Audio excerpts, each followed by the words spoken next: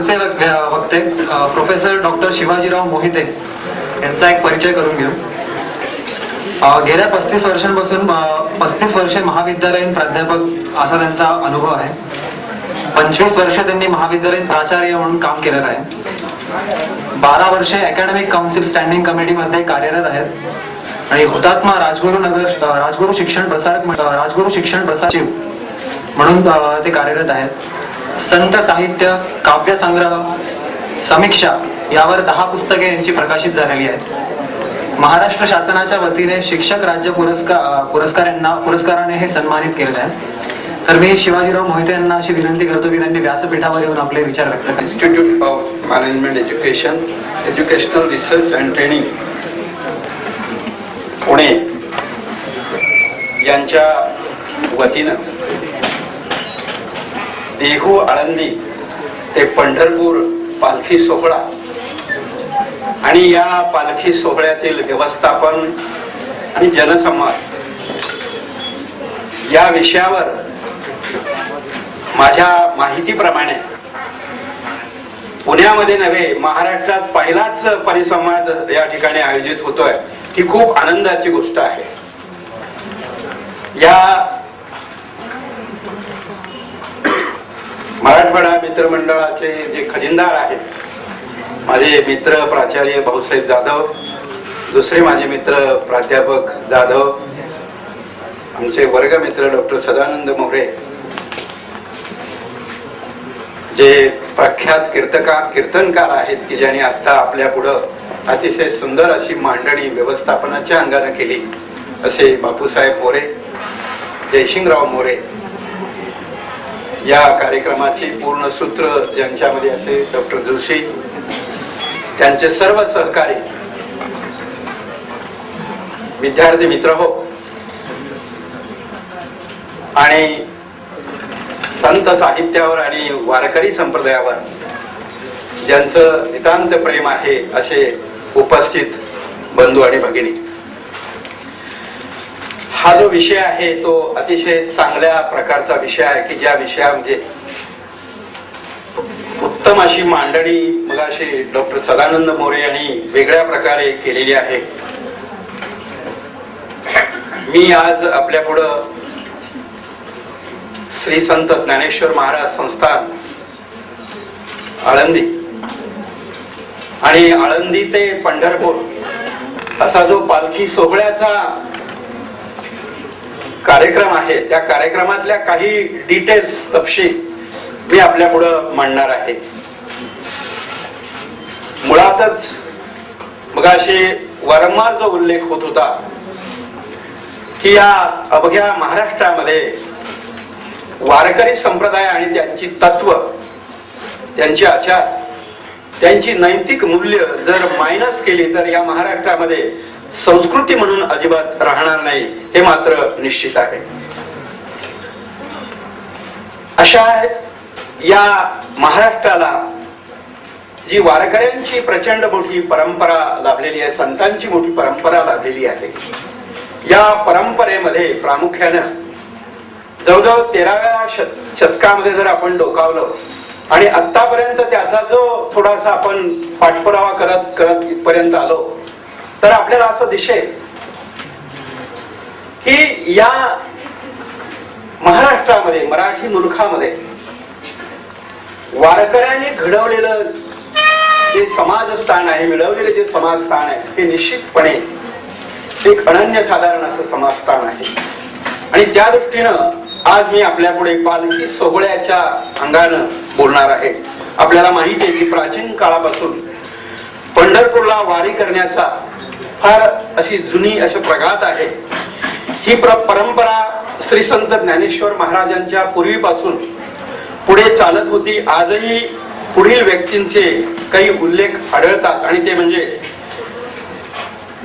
आपल्याला सर्वांना कल्पना आहे की श्री ज्ञानेश्वर महाराजांचे जे पणजोबा आहेत, भानुदास महाराज, आणि विशेषतः संत तुकाराम महाराजांचे मूळ पुरुष श्री विश्वंभर बाबा यांनी सुद्धा पूर्वी वारी पंढरपूरची केलेली आहे, असे काही उल्लेख आपल्याला पाहायला मिळतात. पुढे संत ज्ञानेश्वर महाराजांनी विस्कळीत झालेला जो जनसामान्य समाज एकत्र आणला आणि एक व्यासपीठ तयार करून एक ज्ञानामृताची मेजवानी म्हणून जो आचार्धिक विचाराच्या बैठकीवर जी मुहूर्त वेळ रोवली ही निश्चितपणे आजही आपल्याला त्याचा विचार करावा लागतो की ती जर मुहूर्त वेळ त्या काळात रोवली नसती तर आज आपण कुठे असतो. हा एक सर्वात महत्वाचा भाग आहे आणि त्याचा जो पाया घातला त्यालाही तितकंच महत्व आहे. कारण बहिणाबाईच्या अभंगामध्ये स्पष्टपणे म्हणाले आहे की संत कृपा झाली इमारत फळा आली आणि ज्ञानदेवे रचिला पाया आणि शेवटची जे चरण आहे ते तुका झाला ते कळस.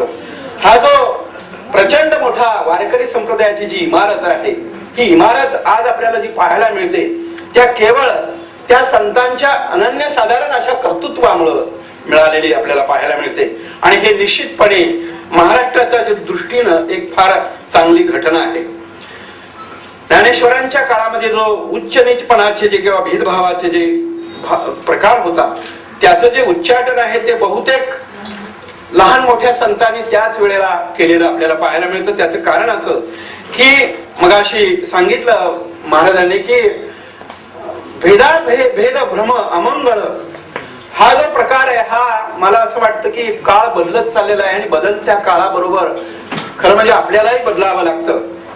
आणि बदलता बदलता काळ बदललेला आहे परंतु बऱ्याच वेळेला असं वाटतं की माणसं अजूनही नीटशी बदललेली नाही. तो जो विचार आहे तो त्यांच्या अंतःकरणापर्यंत असा पाझरलेला नाही.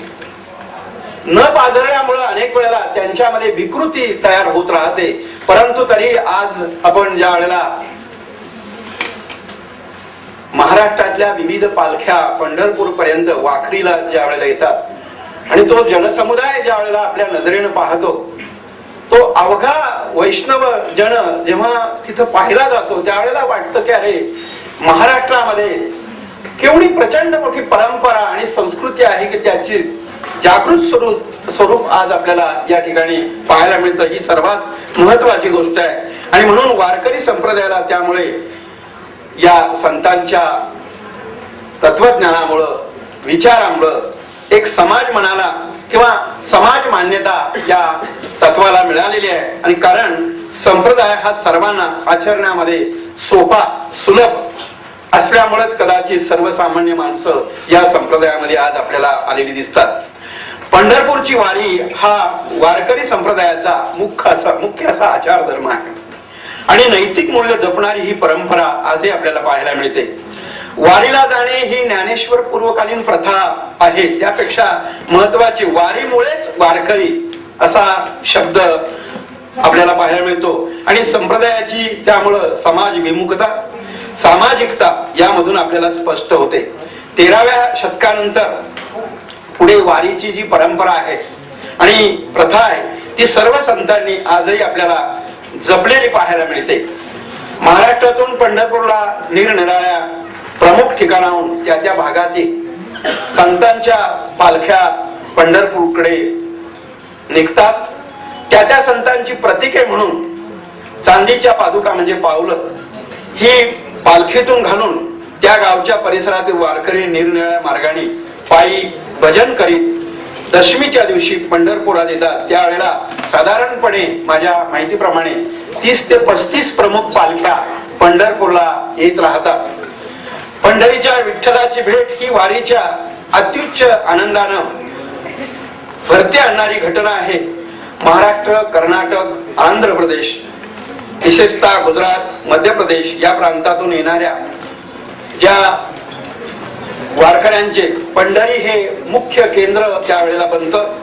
जवळजवळ माझ्या माहितीप्रमाणे कारण या वर्षी मी या सोहळ्याचं माझ्याकडं काम होतं जवळजवळ 15 लाख वारकरी या पांडुरंगाच्या भेटीला आलेले दिसतात. एवढं प्रचंड मोठं त्या ठिकाणी दिंड्या पताकाच्या निनादामध्ये आणि टाळमृदुंगांच्या गजरामध्ये ज्या वेळेला जय जय राम कृष्ण हरी असा जो प्रचंड मोठा आणि ज्ञानबा तुकाराम हा जो जयघोष ऐकायला मिळतो हा निश्चितपणे महाराष्ट्राच्या सांस्कृतिक इतिहासामध्ये एक अविभाज्य घटक तर आहेच परंतु त्याला एक वेगळ्या प्रकारचं स्थान आपल्याला पाहायला मिळतं. आणि खरं म्हणजे वारकरी हा या ठिकाणी वारीचा मुख्य केंद्रबिंदू आहे आणि हाच आधुनिक व्यवस्थापनेमधला किंवा यंत्रणेमधला खऱ्या अर्थानं तो एक लाभार्थी आहे असं माझं या ठिकाणी मत आहे. संत तुकाराम महाराजांच्या नंतर मगाशी डॉक्टर मोरे सरांनी एक गोष्ट खूप महत्वाची मांडली आणि ती बऱ्याच मंडळींना नवखी असेल, नव्यानं वाटली असेल.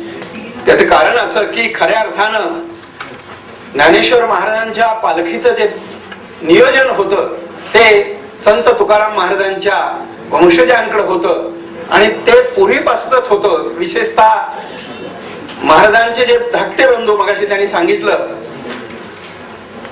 कान्होबा आणि त्यानंतर त्यांचे चिरंजीव यांच्याकडे जे होतं हे वारीच्या दृष्टीनं निश्चितपणे एक वेगळ्या प्रकारचं, कारण नारायण बाबा यांनी वारीला पालखीची जोड हा खूप महत्वाची दिलेली आहे. कारण यापूर्वी ते फक्त वारीला जायचे असं मला वाटतं, कारण त्यापूर्वी पालखी हा विषय अजिबात नव्हता.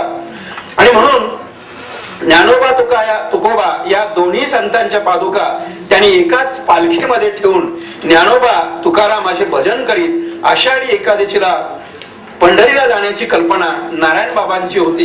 हे अतिशय महत्वाचं आहे आणि म्हणून ज्ञानोबा तुकाराम हे संत आपल्यातच आहेत आणि आपण त्यांच्या बरोबर वाटचाल करीत आहोत अशा प्रकारची सार्वकालिक जी कल्पना आहे किंवा भावना त्यामुळे दृढ झाली.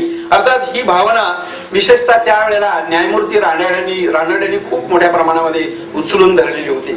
अर्थात एक महत्वाची गोष्ट आहे, मगाशी थोडासा ऐतिहासिक भाग सांगता सांगता डॉक्टर मोरे म्हणाले की या महाराष्ट्रामध्ये ज्या वेळेला ही पालखीचा प्रघात सुरू झाला त्यावेळेला जे राजे होते या राजांच्या मध्ये या वारकरी संप्रदायाला कुठल्याही प्रकारच्या राजेशाहीचा स्पर्श पडण्यापेक्षा त्यांना कोणत्याही प्रकारचा असा आधार नव्हता आणि तो राजाश्रय नव्हता.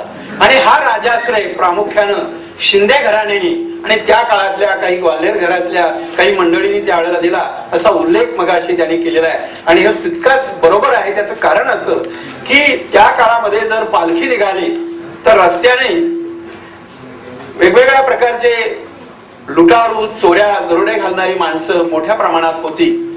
आणि जर एखाद्या राजाचा जर जरीपटका समोर असेल तर त्या जरीपटक्याला पाहून अनेक लुटारू किंवा वाटेवर लूट करणारी जी मंडळी होती ती निश्चितपणे पळून जातील अशा एक प्रकारची त्यावेळेला त्या सरदारांची किंवा त्या राजांची एक वेगळ्या प्रकारची संरक्षणाची जबाबदारी होती आणि त्यांच्यावर एक वेगळ्या प्रकारची हुकूमत सुद्धा होती.